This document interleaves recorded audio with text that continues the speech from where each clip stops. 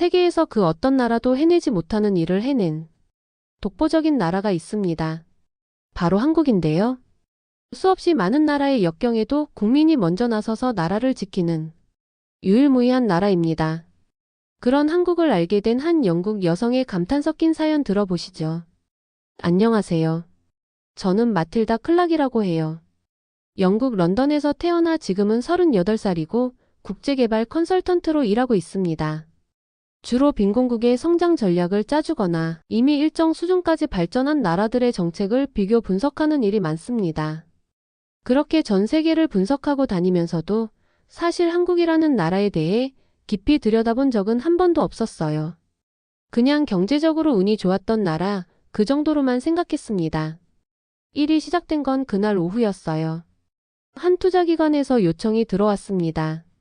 동아시아 시장 분석 보고서인데 그중 한국을 중심으로 성장 패턴을 정리해달라고 했어요. 익숙한 지역은 아니었지만 과거에 일본과 싱가포르 쪽을 다뤘던 경험이 있어서 어렵지는 않겠다 싶었습니다.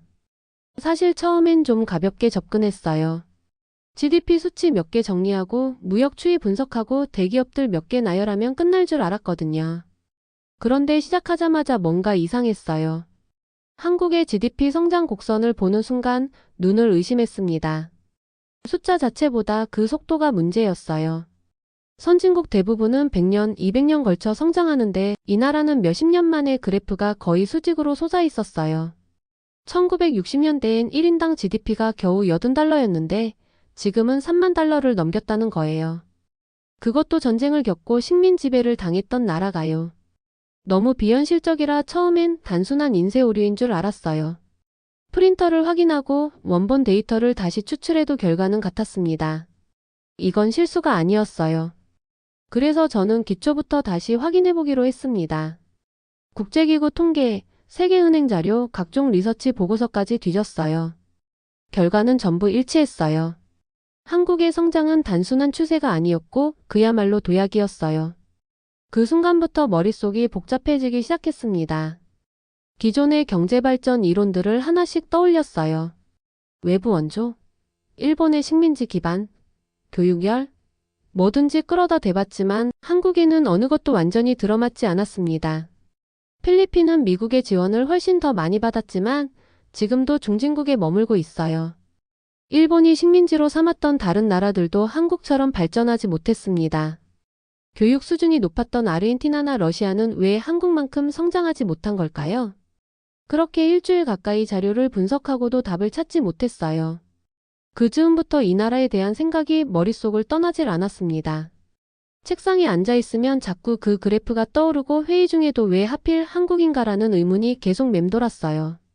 뭔가 숨겨진 요인이 있는 게 아닐까 싶었어요.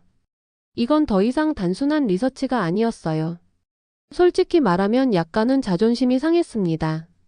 경제 전문가로서 이해할 수 없는 나라가 있다는 게 못마땅했어요. 그래서 결심했습니다. 한국에 직접 가보자고요. 원래는 그냥 보고서 하나 만들고 끝내려 했는데 점점 이 나라가 저를 연구하게 만든 기분이 들었어요. 책상 위에서 아무리 숫자를 들여다봐도 이 나라는 숫자로 설명되지 않았습니다.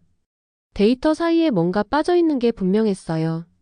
숫자와 통계를 뚫고 나오는 눈에 보이지 않는 힘 같은 게 있었어요. 출장이라는 이름을 붙였지만 제게는 일종의 탐험 같았어요. 한국이라는 나라를 제대로 이해해보자는 마음이 생겼고 단순한 경제발전을 넘어서 왜 이 나라만 이런가에 대한 답을 찾고 싶었습니다. 여전히 의심은 있었어요. 이 정도로 성장한 나라라면 분명히 특출난 자원이 있었거나 특별한 외부 요인이 있었겠지 싶었습니다. 하지만 동시에 만약 그런 게 아니라면 정말로 세상에 없는 무언가가 이 나라 안에 있는 거겠죠. 출국 전날 밤 저는 오랜만에 심장이 뛰는 걸 느꼈어요. 새로운 나라를 가는 게 익숙한 일이지만 이번엔 달랐어요. 익숙한 수치나 분석이 아니라 제가 이해하지 못했던 낯선 질서와 마주할 거란 예감이 들었어요. 그건 두려움과 기대가 섞인 기묘한 감정이었습니다. 제가 정리한 한국 관련 보고서를 마지막으로 흘려보다가 문득 한 문장이 떠올랐어요. 논리로 설명되지 않는 성장은 반드시 다른 원인을 품고 있다. 비행기 안에서도 저는 내내 메모장을 들여다봤습니다. 그동안 제가 다뤘던 나라들의 공통점, 차이점, 성장 동력 전부 되짚어봤어요.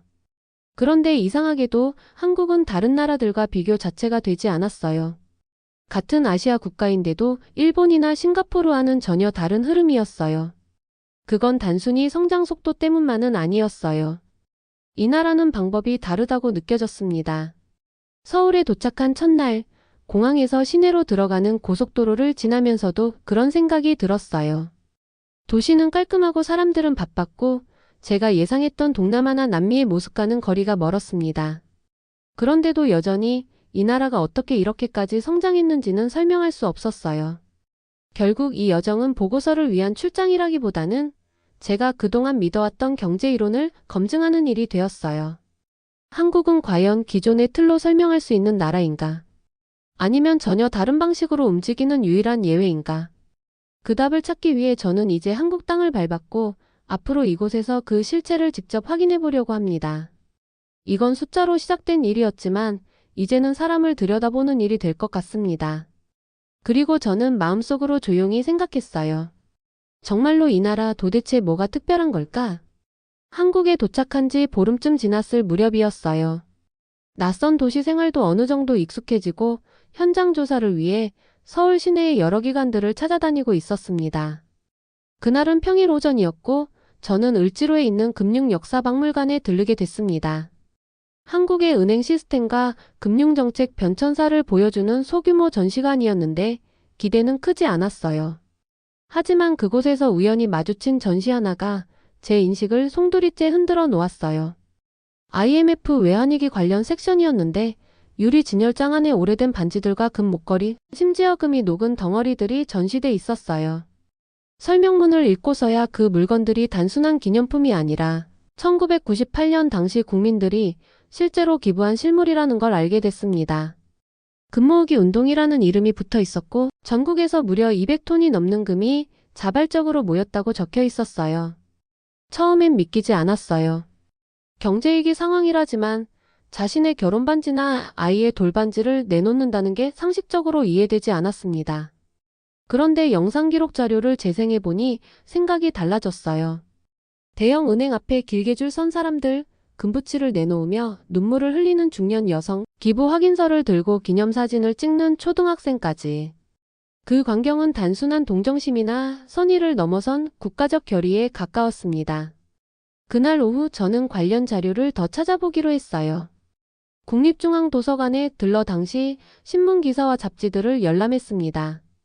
헤드라인은 하나같이 놀라웠어요.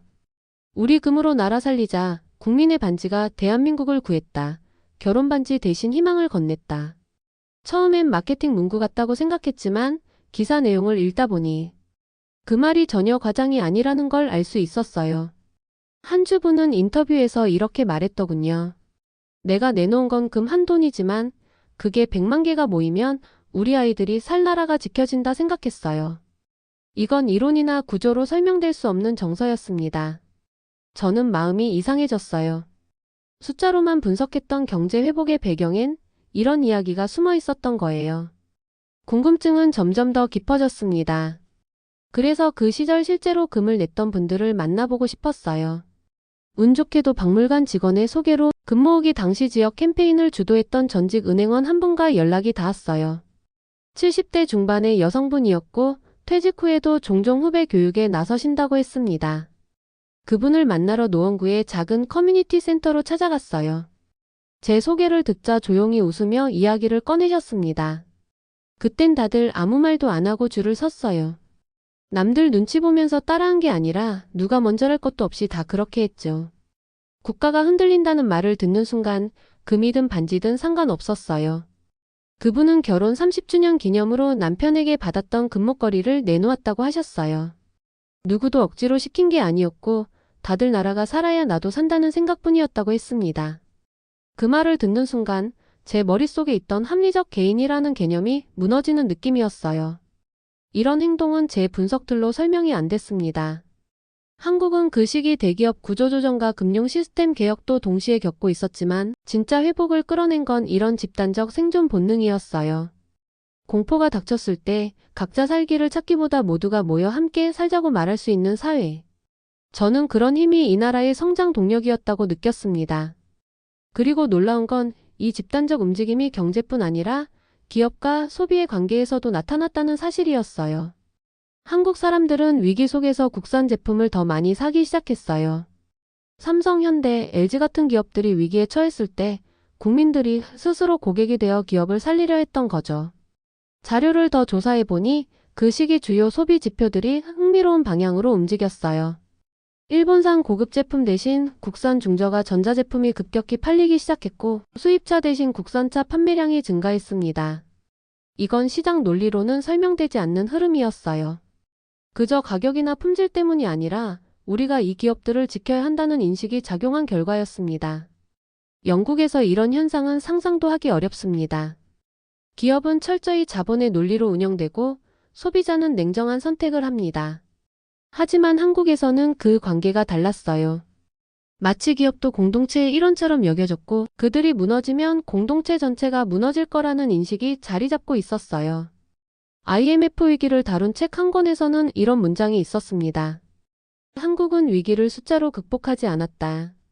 감정으로, 기억으로, 그리고 서로를 위한 선택으로 회복했다. 저는 그 문장을 메모장에 적어두고 계속 곱씹었어요. 이 나라는 숫자 너머의 이야기를 품고 있었고 그 이야기를 모르면 한국이라는 나라를 절대 이해할 수 없다는 걸 깨달았습니다. 박물관에서 봤던 반지 하나, 그리고 커뮤니티 센터에서 들은 고요한 목소리. 그것들이 제게 한국 경제의 본질을 알려주었어요. 이 나라에서 국가는 단순한 제도가 아니라 사람들의 기억 속에 존재하는 감정의 집합체였어요. 그래서 위기 앞에서 한국은 무너지지 않았고 되려 더 단단해졌습니다. 그날 밤 숙소로 돌아와 금모으기 운동 관련 다큐멘터리를 다시 찾아봤어요. 처음 봤을 땐 그저 낯설고 놀라웠던 장면들이 이번엔 마음속 깊이 다가왔습니다. 울지 않으려 애쓰는 얼굴들, 망설이다가 금을 내미는 손끝, 그리고 괜찮아요, 우리가 지켜야죠라는 짧은 멘트 하나. 저는 그걸 보며 생각했어요. 정말 그때 반지가 나라를 살렸다고요. 한국에 온 지 한 달쯤 지났을 무렵이었어요. 경제 지표와 사회 구조에 대한 조사를 어느 정도 마무리하던 시기였고 저는 조금 더 깊은 맥락을 이해하고 싶다는 생각을 갖게 됐습니다. 왜 이 나라는 이렇게까지 단결하는가라는 질문이 계속 머릿속에 맴돌았어요. 그러다 강원도에서 진행되는 예비군 혹한기 훈련을 참관할 기회가 생겼습니다. 한 대학교 연구소와 연계한 프로그램이었고 외국인 연구자 자격으로 짧게 현장 방문이 가능했어요. 강원도라는 지명 자체가 저에겐 생소했지만 훈련장에 도착하자마자 분위기가 전혀 달랐습니다. 날씨는 매섭게 추웠고 하얀 눈 위로 진흙과 얼음물이 엉켜 있었어요. 그곳에서 저는 상상도 못한 장면을 보게 됐습니다. 젊은 남성들이 군장을 메고 기어 다니고 있었어요. 어떤 이들은 진흙탕에 얼굴까지 파묻힌 채 버티고 있었고 누군가는 얼어붙은 낭떠러지에서 줄을 타고 내려가고 있었어요. 그 전까지 군사훈련이란 단어는 제게 단순한 체험 행사처럼 들렸는데 이건 그런 수준이 아니었습니다. 거의 실전 같았어요. 더 충격적이었던 건 그들이 군인이 아니라는 사실이었어요. 직장인, 대학생, 자영업자 이미 제대하고 사회에 복귀한 이들이었는데 예비군이라는 이름으로 다시 이곳에 모여 훈련을 받고 있었어요.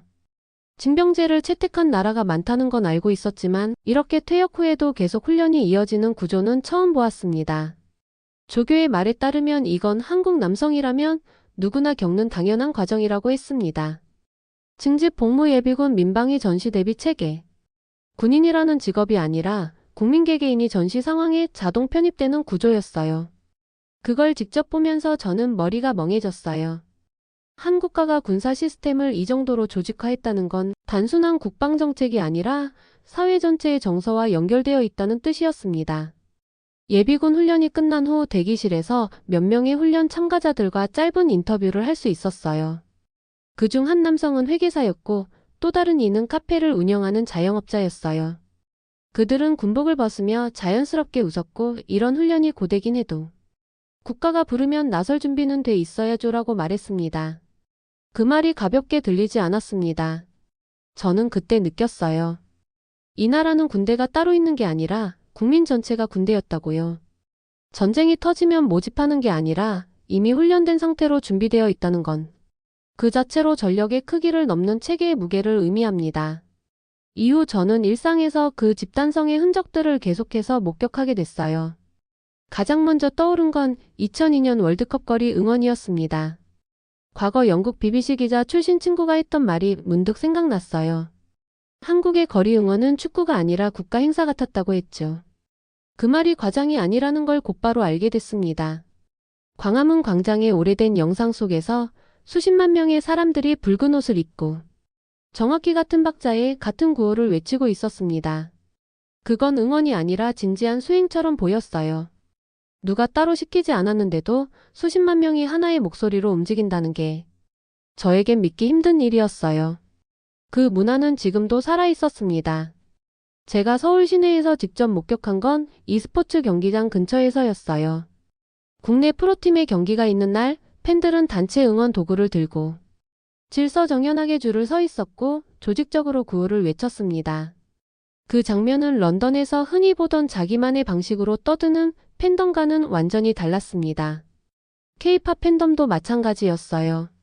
저는 방탄소년단 관련 전시회를 우연히 지나가며 수백 명의 팬들이 지정된 응원 구역에서 특정 구호를 외우며 훈련하듯 리허설을 하고 있는 걸 봤어요. 처음엔 그게 공연 연습인가 싶었지만 나중에 알아보니 응원법이라는 걸 사전에 배우고 온다는 겁니다. 이쯤 되면 단순히 팬 문화가 아니라 한국식 응집력이라는 사회적 특성으로 봐야 했습니다. 그들은 누가 통제하지 않아도 공동체로서의 질서를 스스로 유지하고 있었어요. 개인이 움직이지만 결국 집단 전체가 유기적으로 반응하는 모습이었습니다. 한국은 위기 앞에서 개인이 아닌 집단으로 반응하는 나라였어요. 그걸 처음 목격했을 때는 다소 두려움에 가까운 인상을 받았어요. 왜냐하면 이런 방식은 굉장히 높은 수준의 규율과 자기 절제를 요구하거든요. 하지만 그 안을 들여다보면 강요가 아니라 자발적인 내면화가 기반이 되어 있었어요.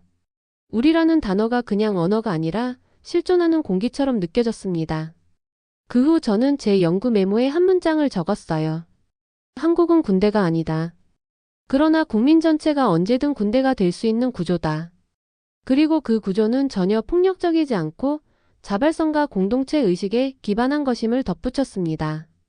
그 힘은 경제 회복에서도 작동했고 기업 생존에서도 나타났으며 심지어 응원 문화와 팬덤이라는 사소한 분야에서도 드러났습니다. 저는 점점 더 확신하게 됐어요. 이 나라는 단순한 국가로 보아선 안 된다고요. 한국은 구조가 아니라 감정으로 움직이는 유기체 같았어요. 위기에 강한 나라가 아니라 위기를 함께 버티는 방법을 아는 나라였습니다. 그건 시스템이 아니라 정서였고 그 정서는 놀라울 정도로 단단했습니다. 이제 저는 다음 질문을 준비하고 있었어요. 이 정서가 해외로 나갔을 땐 어떤 모습으로 작동할까? 그리고 그 질문은 자연스럽게 제 여정을 다음으로 이끌었습니다. 한국에서의 체류가 끝나갈 무렵 제 머릿속에는 한 가지 질문이 강하게 자리 잡고 있었어요.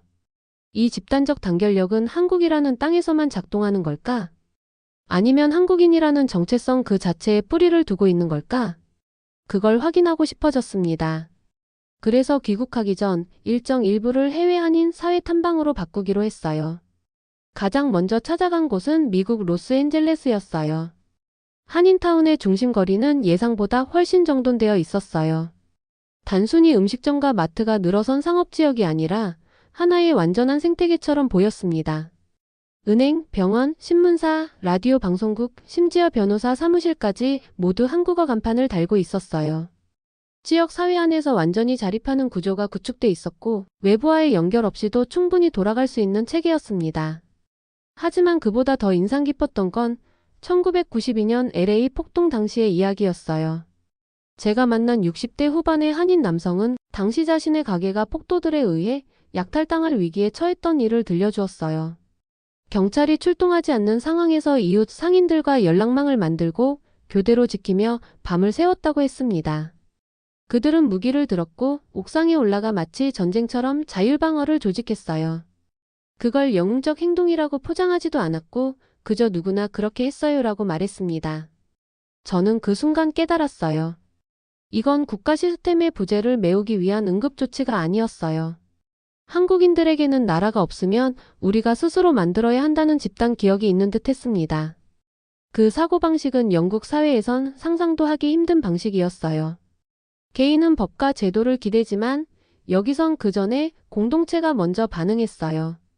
그 다음으로 방문한 도시는 베트남 하노이였습니다. 이곳은 한국 기업들이 대거 진출한 지역이었고 특히 삼성전자의 존재감은 독보적이었어요.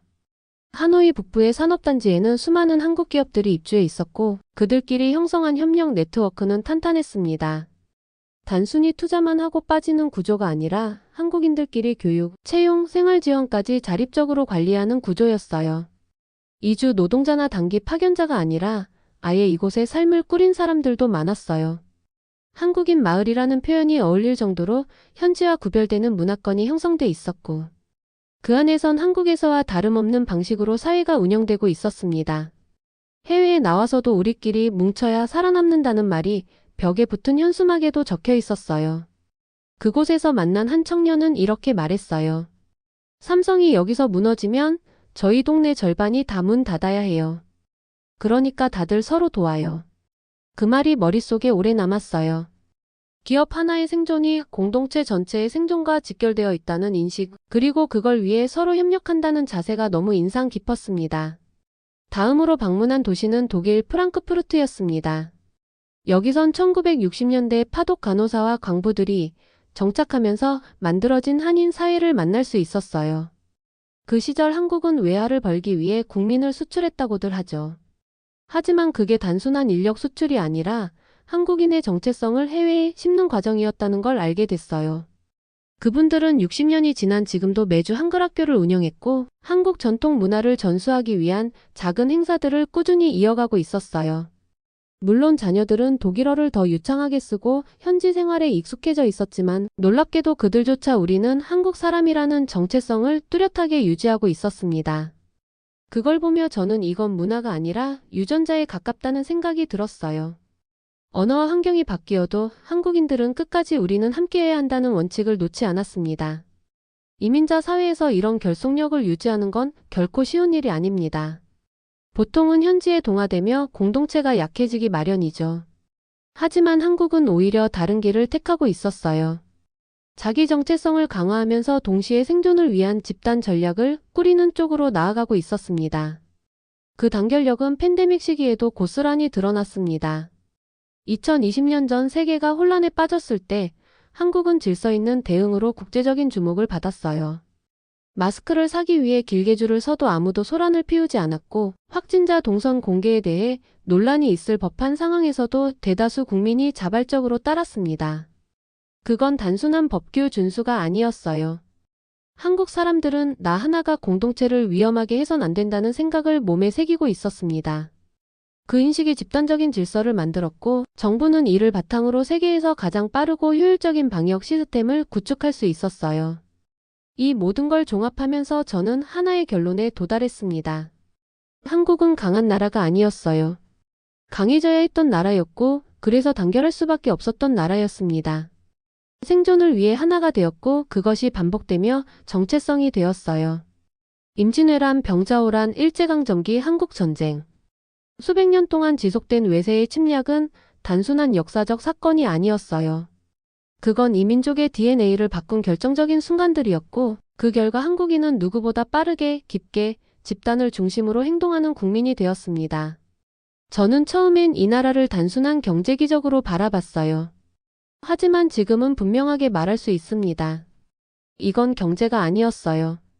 한국의 성공은 단결의 문화, 생존의 집념, 그리고 서로를 향한 깊은 신뢰에서 비롯된 것이었습니다.